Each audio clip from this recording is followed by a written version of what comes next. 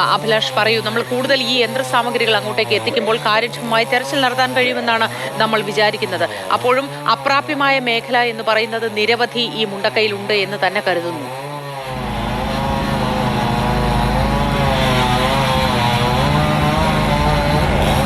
തീർച്ചയായും ഇന്ന് ഒരു മാറ്റം ഇന്നലത്തേതിൽ നിന്ന് വ്യത്യസ്തമായി ഞാൻ കാണുന്നത് മോത്തി, ഇന്ന് സൈന്യം ഉണ്ടാക്കിയിരിക്കുന്ന നടപ്പാലം അത് വളരെ സുഗമമായ ആളുകൾക്ക് അപ്പുറത്തും ഇപ്പുറത്തും പോകാൻ കഴിയുന്ന വിധത്തിലുള്ള ഒരു നടപ്പാലമാണ്. ഇന്നലെ ഞാൻ 2 തവണ പുഴ കടന്നതാണ്. അത് വളരെ ദുർബലമായൊരു നടപ്പാലം. സൈനികർ കൈകോർത്ത് നിന്ന് നമ്മൾ ഈ സൈനികരുടെ കരങ്ങളിൽ കൂടി പിടിച്ച് ആണ് അപ്പുറത്ത് കടന്നുകൊണ്ടിരുന്നത്. ഇന്ന് കുറെ കൂടി സുഗമമായി ആളുകളെയും അതുപോലെ തന്നെ സാമഗ്രികളെയും അങ്ങോട്ട് എത്തിക്കാനുള്ള കുറച്ചുകൂടി ഉറപ്പുള്ള ഒരു പാലമുണ്ട് എന്ന ഒരു കാര്യം വളരെ ശ്രദ്ധേയമാണ്. ഒപ്പം ഇനിയിപ്പോൾ മുണ്ടക്കൈയെ സംബന്ധിച്ച് മുണ്ടക്കൈയിൽ ഞാൻ നേരത്തെ സൂചിപ്പിച്ചതുപോലെ കൂടുതൽ രക്ഷാപ്രവർത്തകർ എത്തേണ്ടതുണ്ട്. കൂടുതൽ രക്ഷാപ്രവർത്തകർക്ക് എത്താനുള്ള സാഹചര്യം ഇന്നുണ്ട്. ബെയിലി പാലം അതിലൊരു പ്രധാനപ്പെട്ട ഘടകമാണ്. അതിനപ്പുറത്ത് അവിടെ ഭക്ഷണവും മറ്റ് സാമഗ്രികളും ഒക്കെ എത്തേണ്ടതുണ്ട്. അതിന്ന് എത്തും എന്ന് പ്രതീക്ഷിക്കാം. പിന്നെ കൂടുതൽ മേഖലകളിലേക്ക് കടക്കുക എന്നുള്ളതും വളരെ പ്രധാനമാണ്.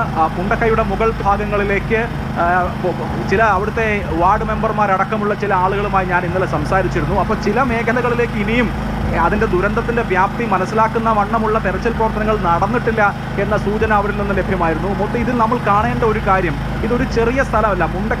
ഈ പറഞ്ഞ മുണ്ടക്കൈ അങ്ങാടി എന്ന് പറഞ്ഞ സ്ഥലത്താണ് ഞാൻ ഇന്നലെ കൂടുതൽ സമയം ചെലവഴിച്ചത്. അവിടെ ഒരു പട്ടണം, ഒരു ചെറു പട്ടണം ഉണ്ടായിരുന്നു. അത് പൂർണ്ണമായും ഇല്ലാതായ അവസ്ഥയിലാണ്. അത് ആ ഒരു ചെറിയ പട്ടണത്തിന്റെ മാത്രം അവസ്ഥയല്ല.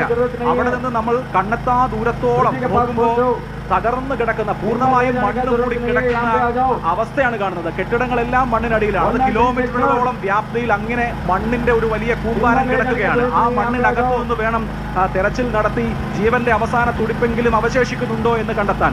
വളരെ വളരെ ശ്രമകരമായ അവിടെ ഈ ആർമിയുടെ ഭാഗമായി അനൗൺസ്മെന്റ് കേൾക്കുന്നുണ്ട്. അഭിലാഷ് സംസാരിക്കുമ്പോൾ തന്നെ അത് വ്യക്തമല്ല.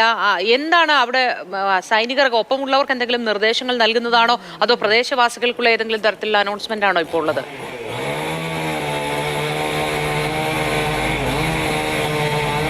അല്ല, ഇത് പ്രദേശവാസികൾക്കുള്ള അനൗൺസ്മെന്റ് അല്ല. ഇവിടെ ബെയിലി പാലത്തിന്റെ നിർമ്മാണം പുരോഗമിക്കുകയാണ്.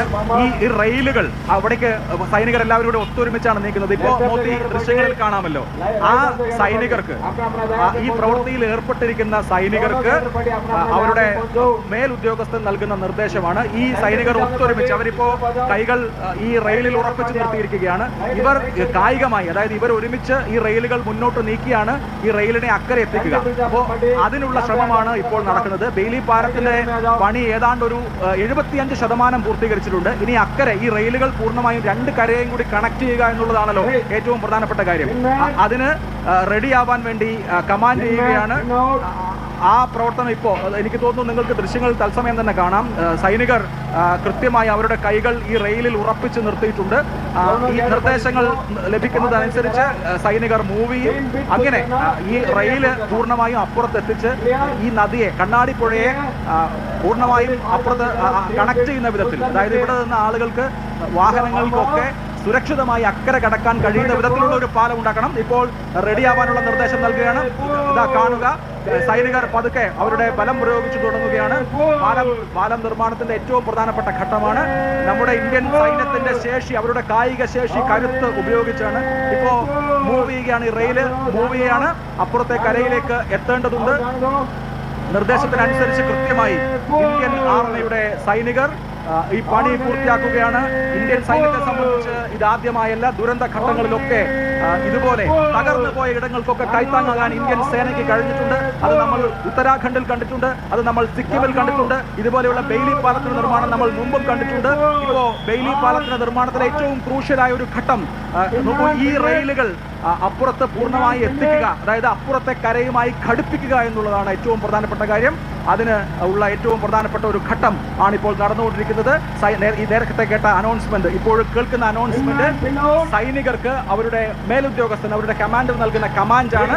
ഈ പണി, ഇപ്പോൾ നടക്കുന്ന പണിയിൽ അടുത്തതായി എന്ത് ചെയ്യണം എന്നതിന് നൽകുന്ന കമാൻഡാണ് ഇപ്പോൾ കേട്ടുകൊണ്ടിരിക്കുന്നത്. ബെയിലി പാലത്തിന്റെ നിർമ്മാണം ഒരു സുപ്രധാനമായ ഘട്ടത്തിലാണ്. ഞാൻ നേരത്തെ സൂചിപ്പിച്ചതുപോലെ 75% ഈ പണി പൂർത്തിയായി കഴിഞ്ഞിരിക്കുന്നു. ഇപ്പോൾ ഈ സൈഡിൽ നിന്ന് നമുക്ക് കാണാം സൈനികർ ഈ റെയിലുകളിൽ പിടിച്ചിരിക്കുന്നത് കാണാം. ഇത് മൂവ് ചെയ്ത് അപ്പുറത്തേക്ക് എത്തിക്കുക എന്നുള്ളതാണ് ഇവിടെ നടക്കാൻ പോകുന്ന കാര്യം. അത് ഇപ്പോൾ നടക്കുകയാണ്.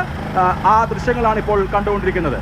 തീർച്ചയായിട്ടും അഭിലാഷ്, ആ ദൃശ്യങ്ങൾ തത്സമയം നമ്മൾ കാണുന്നു. നമ്മുടെ സൈന്യത്തിന്റെ കായിക ശേഷി, അവരങ്ങനെ ഒന്നിച്ചൊറ്റക്കെട്ടായി പ്രവർത്തിക്കാനുള്ള നിർദ്ദേശങ്ങളാണ് നൽകുന്നതെന്ന് അഭിലാഷ് സൂചിപ്പിച്ചപ്പോൾ മനസ്സിലായി. കാരണം അനൗൺസ്മെന്റ് അത്ര വ്യക്തമായിരുന്നില്ല. അതാണ് ഞാൻ അഭിലാഷിനോട് എടുത്തു ചോദിച്ചത്. മാത്രമല്ല, ഇപ്പോൾ ഈ അഭിലാഷ് നിൽക്കുന്ന പ്രദേശത്ത് രക്ഷാദൗത്യത്തിന്റെ ഭാഗമായി വന്നവരെല്ലാം ഈ ചൂരൽമല ഭാഗത്തും ഒപ്പം മുണ്ടക്കൈ ഭാഗത്തും വിന്യസിക്കപ്പെട്ട് കഴിഞ്ഞിട്ടുണ്ടോ, അതോ ഇനിയും രക്ഷാപ്രവർത്തകർ വന്നു ചേർന്നുകൊണ്ടേയിരിക്കുകയാണോ?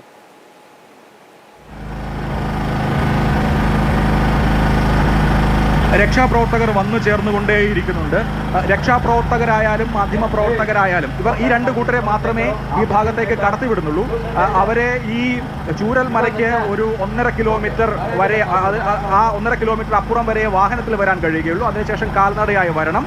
ഈ രക്ഷാപ്രവർത്തകർ എന്ന് പറയുമ്പോൾ നമ്മുടെ സേനയുണ്ട്, NDRF ഉണ്ട്, കേരള പോലീസ് ഉണ്ട്, ഫയർ ആൻഡ് റെസ്ക്യൂ സർവീസ് ഉണ്ട്. അതിനപ്പുറത്ത് നിരവധി സന്നദ്ധ പ്രവർത്തകരുണ്ട്. മോദി വിവിധ സംഘടനകളുടെ, DYFIയുടെ, യൂത്ത് കോൺഗ്രസിന്റെ, മുസ്ലിം ലീഗിന്റെ, അതുപോലെ തന്നെ SDPI, Seva Bharati, Welfare Party, SYS, ഇങ്ങനെ നമ്മുടെ നാട്ടിലെ സംഘടനകളെല്ലാം അവരുടെ ഹ്യൂമാനിറ്റേറിയൻ ഘടകങ്ങൾ ഈ വർക്കിന് വേണ്ടി ഇറങ്ങുന്ന കാഴ്ചയാണ് നമ്മൾ കാണുന്നത്. അതാത് സംഘടനകളുടെ പേരെഴുതിയ ടീഷർട്ടുകളും ഇട്ട് നിസ്വാർത്ഥമായി പ്രവർത്തിക്കുന്ന നിരവധി ആളുകളുണ്ട്. ഇതൊന്നുമല്ലാതെ NGOകളുടെ ഭാഗത്തു നിന്നുള്ള പ്രവർത്തനമുണ്ട്. ഇങ്ങനെ നിരവധി രക്ഷാപ്രവർത്തകർ വന്നു ചേർന്നുകൊണ്ടിരിക്കുന്നുണ്ട്. ആ വരുന്ന രക്ഷാപ്രവർത്തകർ ഇപ്പോൾ ഈ താൽക്കാലിക പാലത്തിലൂടെ അപ്പുറം കടക്കുന്നുമുണ്ട്. അഭിലാഷ്, ആ മേഖലയിൽ രക്ഷാദൗത്യത്തിന്റെ ഭാഗമായി വന്ന നിരവധി പേര് നമുക്ക് തത്സമയ ദൃശ്യങ്ങളിലേക്ക് കൂടുതൽ ശരി അഭിലാഷ്, കാണാം ദൃശ്യങ്ങൾ. പറഞ്ഞോളൂ മോത്തി, പറഞ്ഞോളൂ അഭിലാഷ്. നമുക്ക് ദൃശ്യങ്ങൾ കാണാം. സൈനികർ ആ പാലം, ആ റെയിലുകൾ അപ്പുറത്തേക്ക് എത്തിക്കുന്നതിന്റെ തത്സമയ ദൃശ്യങ്ങൾ നമുക്ക് അല്പനേരം കാണാം.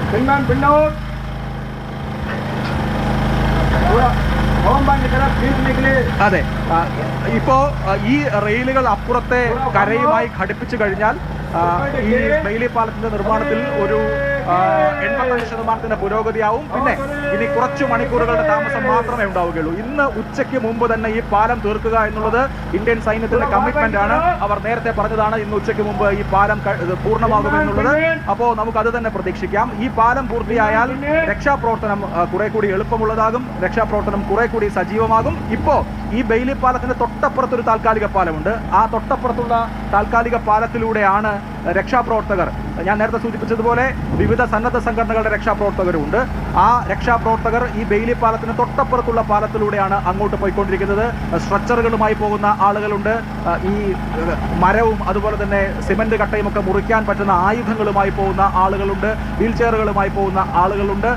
അങ്ങനെ വലിയൊരു സംഘം ഇപ്പോൾ പുഴ കടക്കുകയാണ്. പുഴ കടന്ന് അപ്പുറത്തെത്തിയാൽ 3 കിലോമീറ്റർ ദൂരം കുത്തനെയുള്ള കയറ്റമാണ്. ആ കുത്തനെയുള്ള കയറ്റത്തിൽ റോഡ് എന്ന് പറയാവുന്നത് 2 കിലോമീറ്റർ ദൂരം മാത്രമാണ്. അത് കഴിഞ്ഞ് സമ്പൂർണ്ണമായി ചെളിയാണ്. ആ ചെളിയിലൂടെ ചവിട്ടി, അല്ലെങ്കിൽ ആ ചെളിയിൽ പൂഴ്ന്ന് വേണം അപ്പുറത്തേക്ക് വീടുകളുള്ള ഇടങ്ങളിലേക്ക് എത്താൻ. അത്ര വലിയ ശ്രമകരമായ ദൗത്യമാണ് അവിടെ ഉള്ളത്. ആ ദൗത്യത്തിന് വേണ്ടിയിട്ട് ഭടന്മാർ, അത് നമ്മുടെ സേനയുടെ ഭാഗമായ, പോലീസിന്റെ ഭാഗമായ, ഫയർ ആൻഡ് റെസ്ക്യൂ സർവീസിന്റെ ഭാഗമായ ആളുകളുണ്ട്. ഒപ്പം സന്നദ്ധ പ്രവർത്തകരുമുണ്ട്. അവരങ്ങോട്ട് NDRFന്റെ പ്രവർത്തകർ, NDRF അംഗങ്ങൾ ഇപ്പോൾ അവിടേക്ക് പോകുന്ന ദൃശ്യങ്ങൾ എനിക്ക് താൽക്കാലിക പാലവും ഇവിടെ നിന്ന് നോക്കിയാൽ കാണാം. താൽക്കാലിക പാലത്തിലൂടെ NDRF അങ്ങോട്ട് പോകുന്നുണ്ട്. അതേസമയം ബെയിലി പാലം ഇപ്പോൾ ദൃശ്യങ്ങളിൽ കാണാമല്ലോ. ബെയിലി പാലത്തിന്റെ നിർമ്മാണത്തിൽ ക്രൂഷ്യലായ ഒരു ഘട്ടമാണിത്. ബെയിലി പാലം ഇന്ന് ഉച്ചയ്ക്ക് മുമ്പ് പൂർത്തിയാകും. കമാൻഡിന്, മേലുദ്യോഗസ്ഥന്റെ കമാൻഡിന് കൃത്യമായി അനുസരിച്ച് ഇന്ത്യൻ സേനയുടെ കായിക ബലം ഇവിടെ പ്രയോഗിക്കപ്പെടുകയാണ്.